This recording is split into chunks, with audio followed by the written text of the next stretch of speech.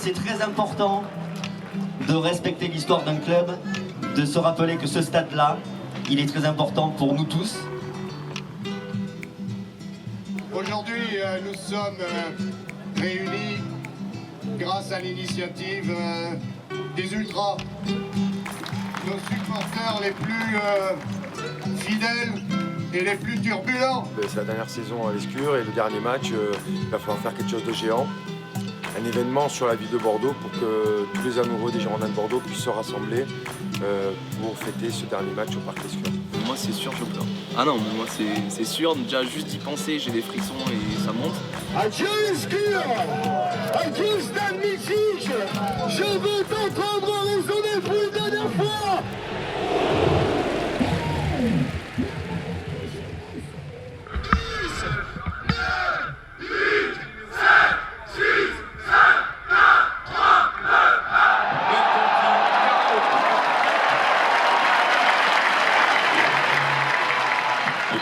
Voilà, c'est des sachets qu'on a achetés, qu'on a jetés comme ça à vitesse V. On a fait 5, 4, 3, 2, 1, boum, c'est parti.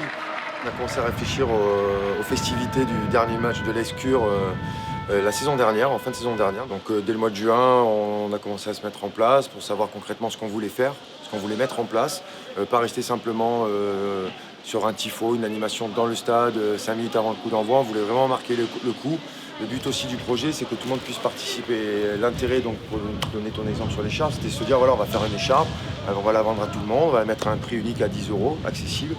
Premier match, 1000 écharpes, au bout d'une heure, plus d'écharpes. Bon, ben ok, on en fait 2000 pour l'autre match suivant. Et là, moi j'étais à titre perso à la vente. Voilà, c'est une queue de malades. Les gens, vous avez l'écharpe, les collègues de boulot qui ont entendu parler dans la presse, sur les réseaux, etc. Vous faites une écharpe, moi aussi je veux participer. Je suis pas abonné, mais moi j'aime les Girondins, j'y vais depuis que je suis tout petit, j'étais à tel match, ceci, cela. Je veux participer. Et ça a pris une ampleur où on est resté à entre 4 et 5 000 écharpes de vendues, quoi.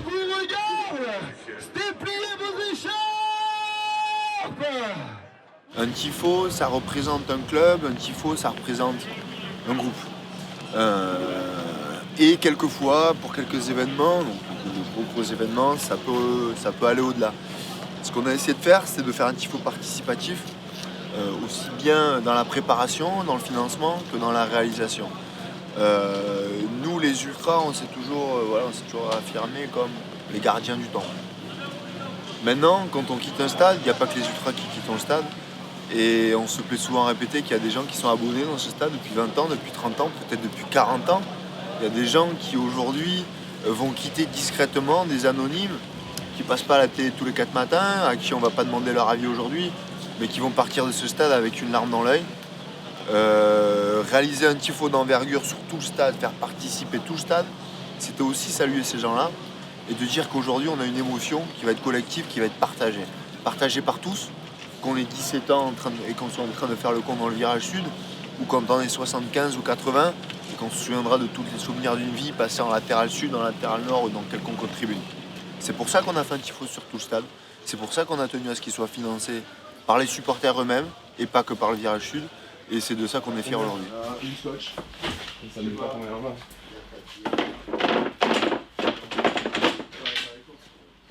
Attrape-le. Oui, attends. Et il y a un autre couvret qui est dehors que j'ai ramené du même format s'il peut servir.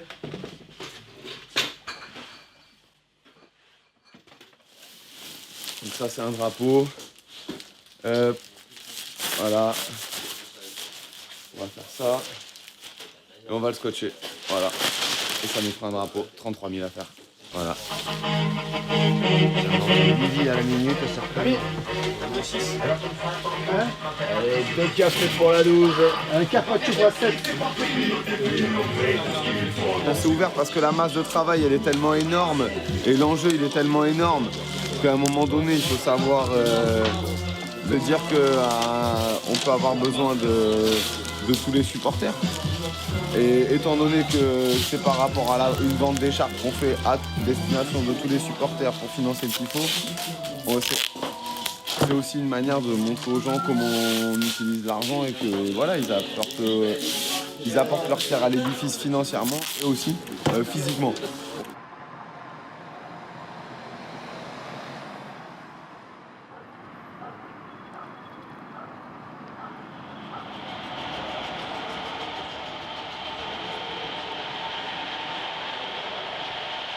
On aurait pu même pas s'embêter, appeler un fournisseur et on payait, on faisait un chien. Non, ça ne nous intéressait pas, quoi. Là au moins, c'est fait, les gens sont passés au local pendant des mois et le résultat sera beau.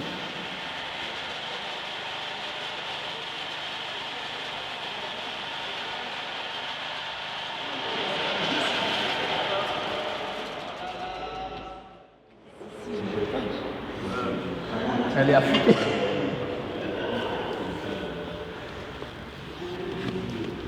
Ah ouais, non, mais c'est ça en fait. Il y a un autre type à côté qui n'est pas encore fini.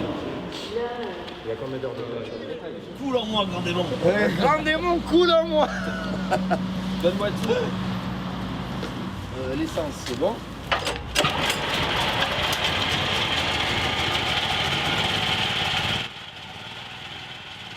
Ouais, non, Ultra, c'est pas un métier, on n'est pas payé. Un métier, c'est quand t'es payé par une société. Nous, on est un groupe d'amis. C'est une passion. Voilà, c'est ça, c'est une passion. Une passion qui coûte des sous, une passion décadente. Tu vois. Une passion pas comme les autres. Un truc que les gens ils comprendront jamais, qu'ils vivront jamais nulle part. C'est la folie. Un tout premier souvenir, il n'est pas impérissable, c'est un Bordeaux-Rodez, on est en D2. Et je sais pas comment je finis là. D'ailleurs, je pense que je finis par là-bas. Déjà du bon côté. Là-bas, en haut, en latéral. Moi, je devais être avec mon père. Franchement, je devais être, tu sais, une bouche d'entrée là, juste là. Bon, Bordeaux-Laval 88. Mon père Guy, il avait place virage sud. Et à l'époque, on pouvait faire le tour du stade. Et tu avais des barrières pour monter dans la tribune. Et en fait, tu avais un pauvre mec qui était dans le coin et tout le monde allait le voir. Ouais, on peut passer. Et de l'autre côté, derrière, on ouvrait la grille et tout le monde montait, quoi. Alors la première fois, c'était juste en face, là, pile poil à la diagonale. C'était un Bordeaux-Lyon en 2001-2002. Je viens au stade avec mon parrain, à l'angle là-bas, tout là-bas. Le virage nord, je m'étais mis à l'angle, là, tu sais, de l'angle de la tribune présidentielle. Là. Tout là-bas, tout le match avec mon drapeau et tout. C'était Bordeaux-Milan, donc ça on n'oublie pas. C'était ici, là, dans cette tribune de face avec mon père. Mon premier match à l'Escure, c'était en tribune honneur avec mon père. J'avais 4 ou 5 piges. J'étais au virage nord. Tout premier match où je suis venu tout seul. On est en 85, donc j'ai 12 ans. En 85, j'ai 12 ans. Mon père me récupère à midi au collège. Je suis à midi et demi en tribune d'honneur à l'époque, voilà. Tribune d'honneur, en train de faire mes maths dans la tribune pendant tout l'après-midi, à découper le sud-ouest pour faire des papelitos dans la tribune présidentielle d'honneur. Avec tes maths? Ouais, avec mes maths. Donc là, ce jour-là, c'est un truc de dingue, quoi. Hein, ce qu'il arrive pour Bordeaux-Juve. Bordeaux-Juve, là, c'était tout le stade. Alors, on est dans l'ancienne configuration du Parc d'Escure. Hein. On a encore la piste cyclable, on a encore les grillages autour, les balançoires qui s'accrochent sur les grillages pour mieux voir, les trucs de polystyrène qui font 1 mètre pour se surélever, des drapeaux partout, comme dit Michel Drucker qui présentait le match à ce moment-là, c'était une ambiance latino-américaine.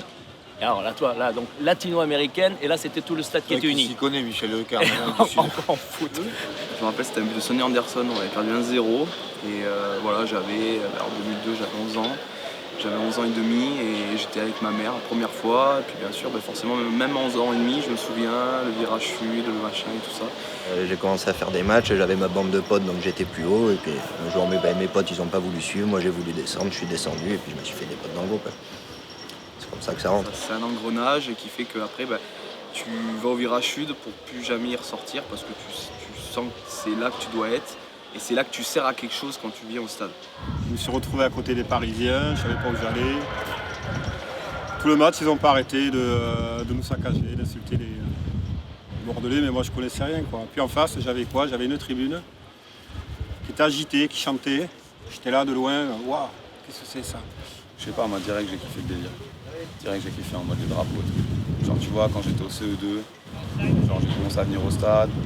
Et là je me suis acheté un drapeau des Girondins à la boutique. J'ai ramené un mât. Et là je vois une tribune mais en folie, quoi. Et j'ai dit le prochain match que je vais aller voir, je vais être là-bas. Et puis les prochains matchs que j'étais là-bas, donc au virage sud. Et j'étais ébahi dès que je suis rentré dedans. C'était en 93 et 94. Donc ça remonte il y a 22 ans. Là, j'ai cousu un drapeau avec ma tante. Genre, j'ai été acheter du tissu blanc et du tissu bleu, j'ai fait des bandes et tout, j'ai cousu un drapeau à bande. Tu vois, il était long, mais pas très large. Tu vois, et ça, direct cash, je te jure, ça me faisait. J'étais trop fan de ça. Du coup, après, je venais avec mon drapeau, limite grand drapeau pour moi, tu vois, j'étais petit et tout. Mon deuxième match, c'est un Bordeaux-Marseille, en 92-93. Et mon idole de l'époque, Celso Valdeir, part par là, il court, il plante un but. J'étais un peu au-dessus du virage, j'étais en latéral. Et il y a tout le virage qui chante Boli abruti, ça me fait extraordinairement rire. Et je me dis, putain, ils sont marrants ces mecs-là. Avec des lettres, Boli, abruti, dans la tribune. Et puis Boli, abruti, chaque fois qu'il touchait le ballon. C'était un peu lourd, mais c'était drôle. Et puis une ambiance de dingue.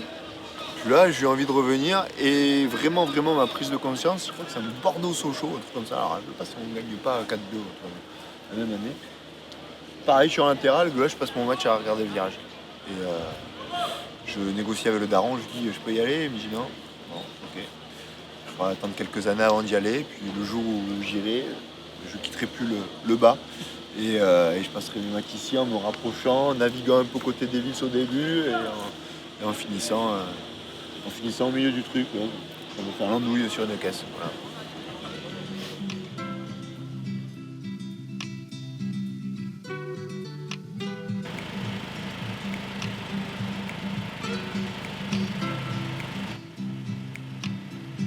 C'est ça le truc. C'est pas que c'est difficile, c'est juste qu'il y en a gavé à faire.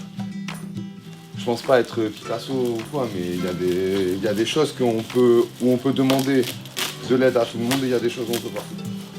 Voilà.